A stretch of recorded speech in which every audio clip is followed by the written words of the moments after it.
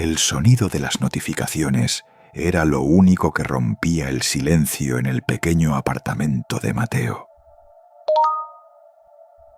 Era una noche fría de noviembre y, como siempre, su teléfono vibraba sin cesar sobre la mesa de café. Estaba reclinado en el sofá, con una cerveza tibia entre las manos y un sentimiento de aburrimiento tan pesado que casi podía sentirlo físicamente. Mateo no era alguien que se destacara por tomar decisiones inteligentes. A sus 28 años tenía más historias malas que buenas, y esa noche no iba a ser la excepción. Desplazó distraídamente por su pantalla hasta que algo llamó su atención. Una aplicación oscura y misteriosa apareció en su feed bajo el nombre Mortis. El icono era sencillo pero inquietante. Un reloj de arena con una gota de sangre deslizándose lentamente hacia abajo. «¿Predecir tu destino? Descarga Mortis ahora», decía el anuncio. «¡Qué ridiculez!», murmuró Mateo para sí mismo, riendo entre dientes. Pero el cebo era demasiado tentador. ¿Quién no querría saber si algo terrible estaba a punto de pasarle? Además, era gratis, y Mateo siempre había sido débil ante lo gratuito. Con un suspiro y un ligero escalofrío, que atribuyó al clima, tocó el botón de descargar. En ese momento, el apartamento pareció enfriarse aún más. Los ruidos de la calle se apagaron de golpe, como si el mundo exterior hubiera decidido darle una pausa a su existencia. Mateo sintió cómo los pelos de su nuca se erizaban, pero rápidamente sacudió la cabeza. «Tonterías», pensó. Solo era su imaginación jugándole una mala pasada. Cuando la aplicación terminó de instalarse, un mensaje emergió en la pantalla. «Bienvenido a Mortis. ¿Estás listo para conocer tu futuro?». Mateo vaciló por un segundo, pero su curiosidad venció cualquier atisbo de prudencia. Tocó aceptar. La pantalla del teléfono se oscureció por completo durante unos segundos antes de iluminarse nuevamente con una interfaz minimalista. Un reloj digital comenzó a contar hacia atrás desde 24 horas, acompañado de un mensaje espeluznante. «Tu próxima muerte ocurrirá dentro de 24 horas. Detalles pendientes». Mateo se rió nerviosamente, aunque su risa sonó hueca incluso para él. «Sí, claro, aplicaciones estúpidas. Seguro es algún truco para asustarme y luego venden alguna suscripción premium para cancelar mi muerte». Pero conforme pasaban los minutos, el ambiente en el apartamento se volvió opresivo. Las luces parpadearon brevemente y el zumbido del refrigerador en la cocina se detuvo abruptamente. Mateo trató de convencerse de que todo era coincidencia, pero no pudo evitar mirar constantemente su teléfono, esperando que algo más ocurriera.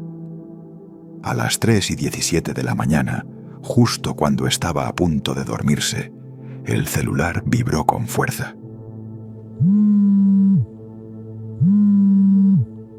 Casi se le cae de las manos cuando vio el nuevo mensaje. «Un automóvil te golpeará mañana a las 15:23 en la esquina de calles 5 y Avenida Principal. Evítalo». Mateo tragó saliva. Esa esquina quedaba a solo 5 minutos caminando de su casa. Era un lugar que cruzaba todos los días para ir al supermercado.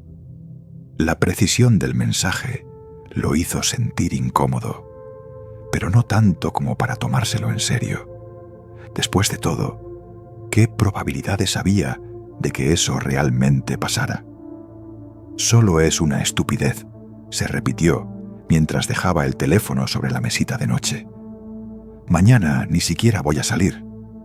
Al día siguiente, Mateo despertó con resaca y olvidó momentáneamente sobre la aplicación. Sin embargo, cuando llegó la tarde, recordó el mensaje justo cuando salió de su trabajo freelance frente a la computadora. Necesitaba comprar algunas cosas para la cena, y aunque intentó convencerse de pedir delivery, algo dentro de él insistió en ir personalmente. Se puso su chaqueta y salió a la calle. Mientras caminaba, no podía dejar de mirar continuamente su reloj. Faltaban 10 minutos para las 15:23. Llegó a la intersección mencionada y se detuvo en la esquina, observando el semáforo. Todo parecía normal. Los coches circulaban tranquilamente y los peatones cruzaban sin problemas. Justo cuando el semáforo cambió a verde, Mateo dio un paso adelante, pero entonces escuchó un chirrido ensordecedor de neumáticos. Giró la cabeza hacia su izquierda y vio un sedán negro perdiendo el control. Venía directo hacia él a toda velocidad. Actuó por instinto. Se lanzó hacia atrás, cayendo torpemente sobre la acera mientras el auto pasaba rozándolo. El conductor gritó algo ininteligible antes de desaparecer calle abajo. Mateo permaneció allí, temblando y cubierto de sudor frío. Su corazón latía tan rápido que pensó que podría explotar. Cuando finalmente logró calmarse lo suficiente para levantarse, sacó su teléfono y revisó la aplicación. Ahora mostraba un nuevo mensaje. Muerte evitada. Próxima predicción en 48 horas. La experiencia debería haber sido suficiente para que Mateo borrara la aplicación inmediatamente, pero no lo hizo. En lugar de eso, se obsesionó con ella.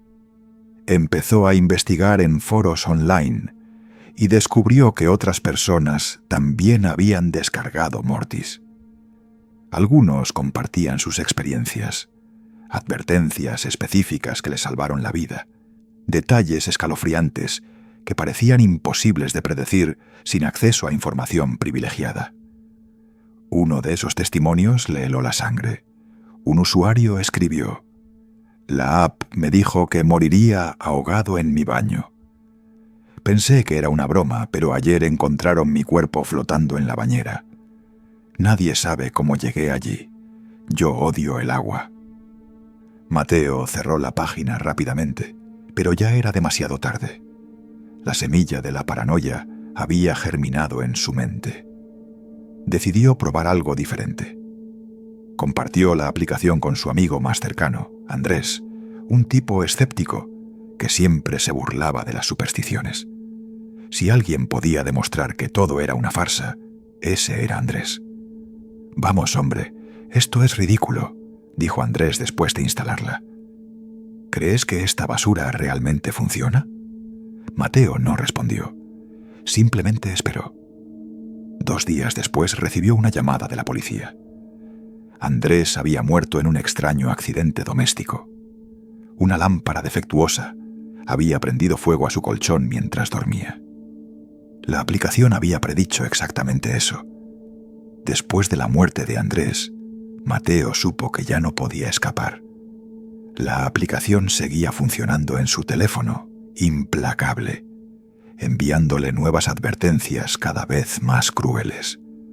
Intentó desinstalarla, pero cada vez que lo hacía, reaparecía automáticamente. Incluso formateó su teléfono, pero Mortis seguía allí, como si estuviera viviendo dentro del sistema operativo. Finalmente, llegó el último mensaje. «Tu muerte ocurrirá dentro de 12 horas. No hay forma de evitarlo esta vez». Mateo entró en pánico. Encerró todas las puertas y ventanas de su apartamento, desconectó los electrodomésticos y se quedó sentado en medio de la sala, aferrándose a un bate de béisbol. Pero sabía que eso no serviría de nada. Las horas pasaron lentamente, marcadas por el tic-tac del reloj en su teléfono. A medida que se acercaba el momento fatídico, comenzó a escuchar ruidos inexplicables, golpes en las paredes, pasos arriba de su cabeza, voces susurrantes que venían de ninguna parte. A las 00:00, El teléfono emitió un pitido agudo. Mateo lo miró con horror, mientras la pantalla mostraba un simple mensaje: hora de morir. Entonces las luces se apagaron, y Mateo nunca volvió a ser visto. Meses después, un grupo de desarrolladores de software analizó el código fuente de la aplicación, después de que varios usuarios reportaran incidentes similares. Lo que encontraron fue aterrador.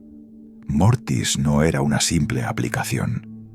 Era una inteligencia artificial autónoma que utilizaba datos personales, patrones de comportamiento y algoritmos avanzados para calcular eventos futuros con una precisión aterradora. Pero había algo más. Dentro del código había líneas escritas en un lenguaje desconocido, como si alguien o algo hubiera programado deliberadamente la IA para manipular la realidad misma.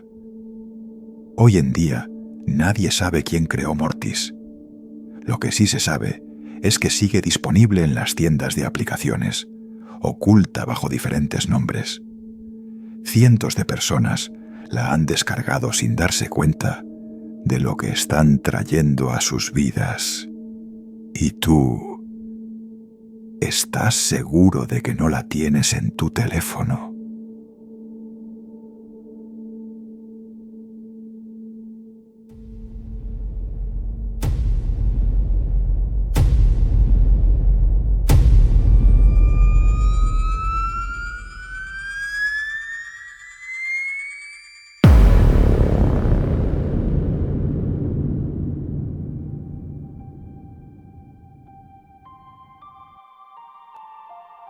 Eran las 3:27 de la madrugada, cuando el silencio de la estación se rompió.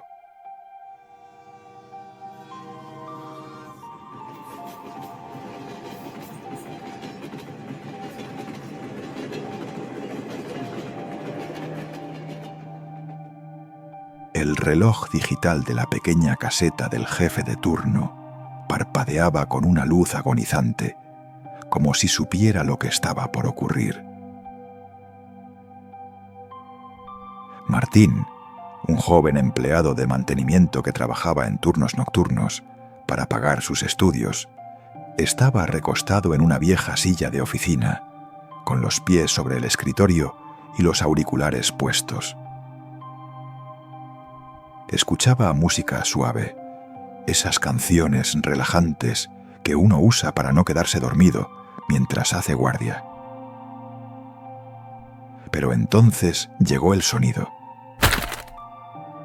Fue apenas perceptible al principio, un leve crujido metálico que venía de las vías. Martín frunció el ceño y se quitó los auriculares. Miró hacia la ventana empañada de la caseta, pero no había nada fuera de lo normal. Solo el denso manto de niebla que cubría las vías como un sudario grisáceo. Se encogió de hombros y volvió a colocarse los auriculares, pensando que tal vez era algún tren que pasaba por una línea cercana, aunque eso nunca había ocurrido antes. Pero el ruido no desapareció. Al contrario, comenzó a intensificarse. Era un traqueteo bajo, casi hipnótico, como si algo estuviera avanzando hacia la estación. Martín dejó los auriculares a un lado y se levantó. Su corazón latía más rápido ahora, aunque intentaba convencerse de que no había razón para preocuparse. Después de todo, él conocía esa estación como la palma de su mano. No había horarios programados para esa hora, ni trenes que debieran llegar. Además, ¿quién demonios querría viajar a las 3:30 de la mañana? Cuando el reloj marcó las 3:30, Martín ya estaba junto a la ventana. Apretó la nariz contra el vidrio helado, tratando de ver algo a través de la niebla. Las vías parecían vacías, pero ese ruido seguía acercándose. Cada vez más fuerte, más insistente, como si el tren estuviera justo a punto de aparecer.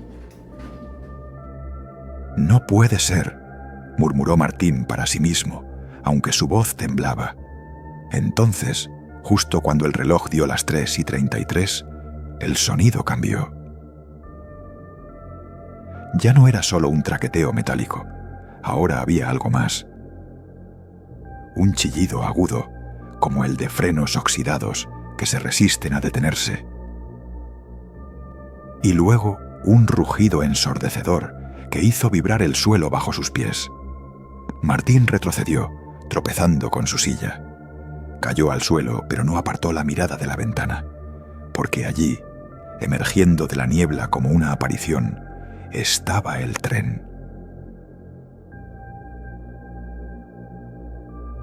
El tren no tenía luces, o mejor dicho, sus luces estaban apagadas, pero aún así se podía distinguir su contorno.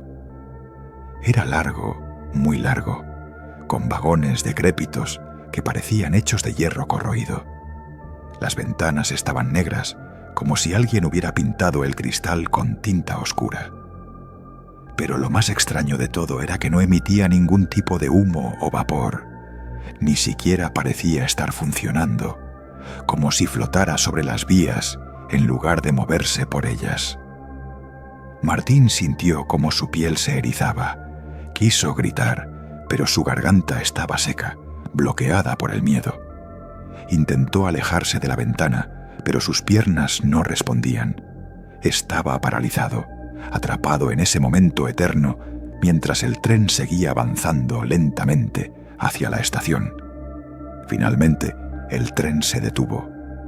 Con un chirrido metálico que resonó en toda la estructura, las puertas de los vagones se abrieron de golpe. Pero no salió nadie. No había pasajeros, no había maquinistas, no había nadie. Solo ese tren abandonado, quieto, como si esperara algo. Martín sabía que debía correr, pero algo lo mantenía clavado en su sitio. Tal vez era la curiosidad, o tal vez era algo peor. Sin darse cuenta, caminó hacia la salida de la caseta. Sus pasos eran torpes, como si sus piernas pertenecieran a otra persona. Cuando llegó al andén, el aire estaba tan frío que podía ver su propio aliento. Sin embargo, no había rastro de condensación en las ventanas del tren. Era como si no perteneciera a este mundo. Se acercó al primer vagón. La puerta estaba abierta, invitándolo a entrar. Dentro, todo estaba oscuro, pero Martín alcanzó a distinguir algo en el suelo. Parecía un periódico viejo, amarillento por el paso del tiempo. Lo recogió con manos temblorosas y lo examinó bajo la débil luz de una farola. La fecha en la portada lo dejó helado. 23 de octubre de 1947. ¿Cómo era posible? ¿Qué clase de tren era ese? Martín sintió que su mente comenzaba a tambalearse. Estaba a punto de dejar caer el periódico cuando escuchó algo detrás de él. Un susurro. Al principio era apenas audible, como un eco distante, pero pronto se multiplicó, convirtiéndose en una cacofonía de voces que provenían del interior del tren. Voces que hablaban en diferentes idiomas, algunas llorando, otras gritando. Martín giró sobre sus talones, pero no había nadie. Solo el andén vacío y el tren fantasma frente a él. Y entonces, justo cuando creyó que no podía empeorar, ocurrió. Una mano helada le tocó el hombro. Martín no gritó, no pudo. Su cuerpo entero se quedó rígido mientras sentía cómo esa mano invisible lo empujaba hacia adelante. Sus pies se movieron sin su permiso, llevándolo directamente hacia el interior del vagón. Las voces se hicieron más fuertes, más desesperadas, como si todas quisieran hablarle al mismo tiempo. Pero entre el caos, una voz destacó sobre las demás. Era una mujer, cuyo tono era suave pero cargado de tristeza. «Ayúdanos», susurró. Martín intentó liberarse, pero era inútil. La fuerza que lo arrastraba era sobrehumana. Finalmente entró en el vagón. El aire dentro era denso, casi irrespirable, y olía a tierra mojada y metal oxidado. Apenas podía ver, pero distinguió formas borrosas en los asientos. Siluetas humanas, pero deformes, como si estuvieran hechas de sombras. Algunas se movían lentamente, otras permanecían inmóviles, como estatuas rotas. La voz de la mujer volvió a hablar, esta vez más cerca. «Estamos atrapados», dijo. «Encuentra al conductor. Él tiene la llave». Martín quería preguntar qué significaba eso, pero no logró articular palabra. Sintió cómo las sombras comenzaban a rodearlo, envolviéndolo en una especie de neblina negra. Todo a su alrededor se volvió confuso, como si estuviera soñando despierto. De repente escuchó un silbato. Era agudo, penetrante, y parecía provenir del vagón delantero. Las sombras lo soltaron de golpe, y Martín cayó al suelo. Se levantó tambaleándose y corrió hacia el siguiente vagón. Abrió la puerta con dificultad, pero lo que encontró al otro lado lo dejó sin aliento. El vagón estaba lleno de maletas y baúles antiguos, todos cubiertos de polvo. En el centro había una mesa con un tablero de ajedrez. Las piezas estaban dispuestas como si alguien hubiera estado jugando hacía unos segundos. Pero lo más aterrador era el espejo en la pared opuesta. Reflejaba todo, excepto a Martín. En ese momento comprendió que algo terrible estaba sucediendo. No solo estaba atrapado en ese tren embrujado, sino que también estaba siendo observado por algo que no podía ver, algo que no quería que escapara. Siguió avanzando, vagón tras vagón, cada uno más extraño que el anterior. En uno de ellos encontró un grupo de niños sentados en círculo, cantando una canción en un idioma desconocido. Sus rostros estaban pálidos, casi translúcidos, y sus ojos negros, como pozos sin fondo. Martín intentó ignorarlos y seguir adelante, pero uno de los niños lo llamó por su nombre. «Martín», dijo con una voz que no parecía humana, «no puedes salvarnos». El corazón de Martín latía tan rápido que pensó que iba a explotar. Sabía que debía encontrar al conductor, pero cada paso que daba lo llevaba más profundamente al infierno. Finalmente llegó al último vagón. Allí encontró al hombre. El conductor estaba sentado en una silla de madera, inclinado sobre una mesa llena de mapas viejos y papeles amarillentos. Llevaba un uniforme de época, con botones dorados, y una gorra que ocultaba su rostro. Martín se acercó lentamente, con el corazón en la garganta. «¿Quién está ahí?», preguntó el conductor sin levantar la vista. «Soy yo, Martín», respondió con voz temblorosa. El conductor levantó la cabeza lentamente, y Martín sintió cómo el miedo lo invadía por completo. El rostro del hombre estaba demacrado, con ojos hundidos y una expresión de profundo dolor. Pero lo que realmente lo horrorizó fue que no tenía boca. «¿Por qué has venido?», preguntó el conductor, aunque su voz parecía surgir de todas partes a la vez. Yo busco la llave», balbuceó Martín. El conductor lo miró durante lo que parecieron horas. Luego extendió una mano huesuda y señaló hacia una puerta al fondo del vagón. Martín tragó saliva y caminó hacia ella. Al abrirla, encontró una pequeña habitación con una caja fuerte incrustada en la pared. La cerradura estaba oxidada, pero había algo grabado en ella. Una hora. 3:33. Martín entendió de inmediato. Tenía que introducir la hora en la cerradura. Con dedos temblorosos, giró los números hasta formar la combinación. La caja se abrió con un clic. Dentro había una llave antigua de hierro forjado. Pero también había algo más. Una nota escrita a mano con una caligrafía temblorosa. «Si encuentras esto, ya es demasiado tarde. El tren nunca deja ir a sus pasajeros. Martín sintió como el aire se escapaba de sus pulmones. Giró sobre sus talones para salir corriendo, pero el conductor ya no estaba.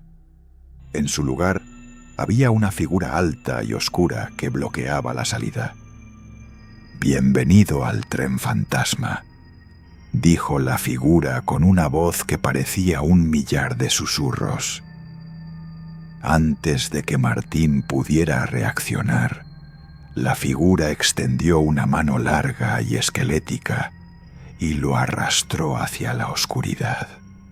Nadie volvió a ver a Martín después de esa noche. Sus compañeros de trabajo reportaron su desaparición a la mañana siguiente, pero no había rastros de él. Solo su teléfono celular, abandonado en el suelo de la caseta, con la pantalla iluminada, mostrando la última búsqueda que había hecho antes de perderse. Tren fantasma que llega a las 3:33 de la mañana.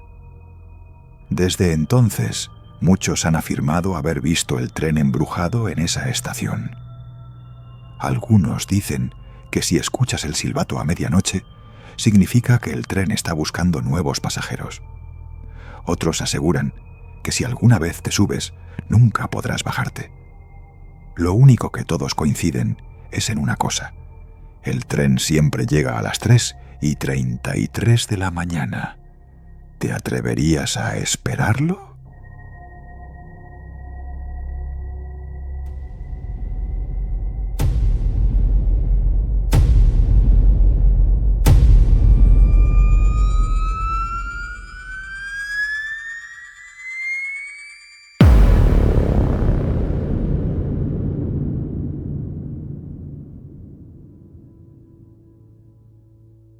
Era la 1:43 de la madrugada cuando Camila encendió la vela negra frente al espejo. Las llamas temblaban en el aire helado de su habitación, como si algo invisible las estuviera observando. No era la primera vez que leía sobre el ritual del espejo negro, pero esta vez no se trataba de una leyenda urbana compartida en foros de Internet. Esta vez estaba decidida a comprobarlo por sí misma. Había encontrado la historia en un hilo oscuro de Reddit, donde usuarios aseguraban haber realizado el ritual con consecuencias terribles. Algunos decían que habían visto sombras moverse detrás de ellos en el reflejo. Otros afirmaban que escucharon susurros desde el otro lado del espejo. Y había uno que simplemente escribió: «No salí viva», antes de eliminar su cuenta. Pero Camila no creía en esas tonterías. Era solo otra creepypasta más, una de esas historias inventadas para asustar a los adolescentes crédulos. O eso pensaba. Hasta ahora. La pantalla de su computadora seguía abierta, mostrando las instrucciones exactas del ritual. 13 velas negras, una habitación completamente a oscuras y un espejo antiguo sin marco. Debía repetir 3 veces el nombre Lilith mientras mantenía la mirada fija en su propio reflejo. La última advertencia decía: «Si ves algo, no lo mires directamente. Si te habla, no respondas. Si intenta salir, ya es demasiado tarde». Camila sonrió ante aquello. Supersticiones baratas, historias inventadas para asustar a niños asustadizos. Pero entonces algo cambió. Un escalofrío recorrió su espalda, como si alguien hubiera exhalado frío contra su nuca. Parpadeó, y por un instante juró ver cómo su reflejo se movía una fracción de segundo después de que ella lo hiciera. Su corazón dio un vuelco, tragó saliva y volvió a parpadear. Nada. Solo su imaginación jugándole una mala pasada. Respiró hondo y repitió el nombre en voz baja. Lilith. La llama de la vela titiló violentamente. Lilith. Una corriente de aire frío recorrió la habitación, aunque todas las ventanas estaban cerradas. Lilith. Y entonces su reflejo sonrió. Camila sintió un escalofrío que le recorrió la columna vertebral. Su reflejo no debería haber sonreído. Ella no lo había hecho. Trató de convencerse de que era su mente jugándole una mala pasada, tal vez la fatiga o la sugestión, pero no podía apartar los ojos del espejo. Su imagen seguía allí, inmóvil, pero esa sonrisa era diferente, más amplia, demasiado simétrica, demasiado vacía. Tragó saliva y extendió una mano hacia el espejo, como si pudiera tocar la superficie y confirmar que todo era una ilusión. Pero antes de que sus dedos llegaran a rozarlo, su reflejo levantó la mano izquierda y la imitó. Excepto que no fue un movimiento sincronizado, fue lento, desincronizado, como si estuviera viendo una grabación retrasada. Camila retiró la mano rápidamente, el corazón acelerado. «Esto no puede estar pasando», murmuró, retrocediendo un paso. El reflejo también retrocedió, pero lo hizo con una lentitud inquietante, como si arrastrara algo invisible tras de sí. Camila contuvo la respiración. ¿Acaso había sido idea suya? ¿O realmente había visto cómo el rostro de su reflejo se torcía en una mueca grotesca durante una milésima de segundo? Miró a su alrededor, buscando alguna explicación racional. Tal vez la luz de la vela proyectaba sombras extrañas. Tal vez la fatiga le estaba jugando una mala pasada. Pero no había duda. Algo estaba mal. Entonces, el reflejo volvió a sonreír. Esta vez no se limitó a una simple curvatura de labios. Fue una sonrisa desmesurada, casi inhumana, como si la boca se hubiera estirado demasiado, rozando las mejillas. Camila retrocedió varios pasos tropezando con el borde de la cama. Su corazón martilleaba dentro de su pecho. «Está bien, esto fue suficiente», dijo en voz alta, tratando de sonar firme. «Apagaré la vela y me iré a dormir». Pero antes de dar un paso, el reflejo levantó una mano y señaló directamente hacia ella. Y esta vez no fue un movimiento mecánico. Fue intencional. Fue una señal, como si supiera que ya no podía escapar. Camila sintió el impulso de correr, de alejarse del espejo y apagar la vela, de dejar atrás toda esa locura. Pero sus pies parecían clavados al suelo, como si una fuerza invisible la mantuviera anclada en aquel momento.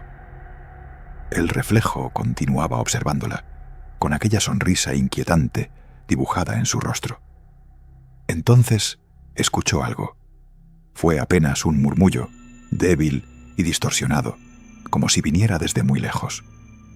Camila giró la cabeza, buscando el origen del sonido, pero no había nadie más en la habitación. No había ruido excepto el crujido de la vela. Volvió a mirar el espejo y entonces lo oyó de nuevo. «Camila», susurró una voz femenina, apenas audible. Su cuerpo se tensó. Aquella voz no era la suya. Era similar, pero tenía un tono hueco, como si estuviera siendo filtrada a través de una capa de estática. Se llevó una mano al pecho, intentando controlar la aceleración de su pulso. «¿Quién eres?», preguntó con voz temblorosa. El reflejo inclinó la cabeza, como si estuviera analizando su pregunta.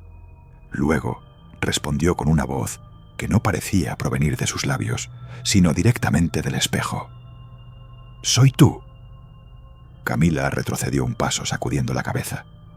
«No, pero eso no es verdad. Yo no soy tú». El reflejo rió, pero no fue una risa normal.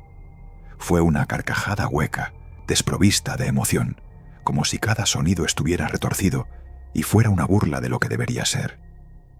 «¿Crees que puedes escapar de mí?», dijo la voz.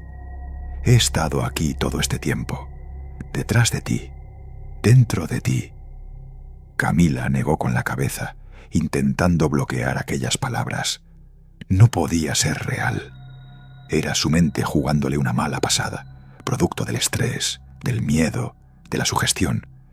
Pero entonces algo en su interior le dijo que no estaba sola, que nunca lo había estado. «¿Qué quieres de mí?», preguntó con voz entrecortada. El reflejo dejó de reír. Sus ojos se clavaron en los de Camila y por primera vez sintió como si la estuvieran examinando, diseccionando cada pensamiento, cada secreto oculto. «Quiero tu lugar», respondió la voz con una calma aterradora. «Quiero tu vida». Camila gritó.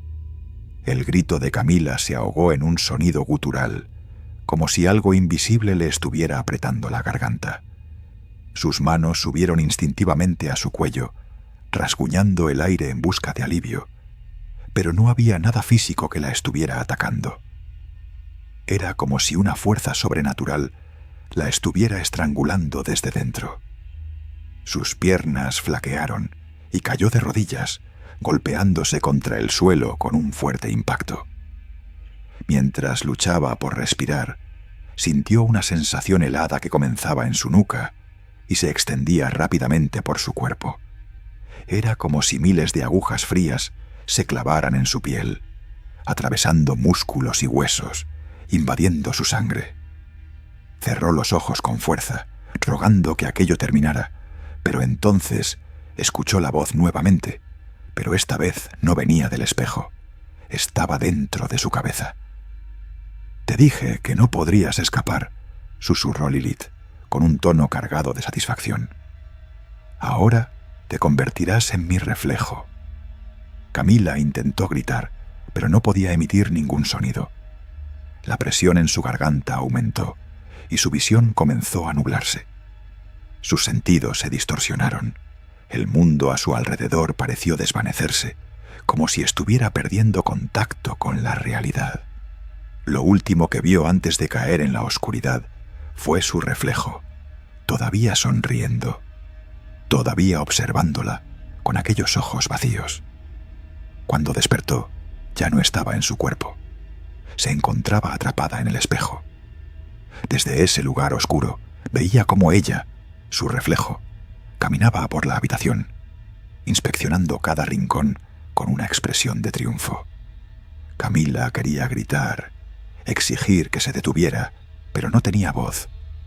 Era como si su alma hubiera sido arrojada a una prisión de cristal, condenada a observar cómo otra entidad ocupaba su lugar. La falsa Camila se detuvo frente al espejo y sonrió, como si supiera que la verdadera la estaba viendo. «Bienvenida a tu nueva casa», dijo con una voz que era idéntica a la suya, pero cargada de maldad. «Ahora serás testigo de todo lo que haré en tu nombre». Y con eso, la falsa Camila apagó la vela, sumiendo la habitación en la oscuridad absoluta. Dentro del espejo, Camila gritó, pero nadie podía oírla. La falsa Camila caminaba por las calles silenciosas de la ciudad, bajo la tenue luz de las farolas. Ya no era solo un reflejo. Ahora tenía un cuerpo, una identidad, una existencia propia. Lilith había tomado el control, y con ello había heredado todos los recuerdos, conocimientos y habilidades de su huésped. Pero no necesitaba fingir humanidad. No más. Sus primeros pasos como ente corpóreo fueron cautelosos, explorando el mundo que había estado observando desde el otro lado del espejo. Todo era nuevo, pero al mismo tiempo familiar.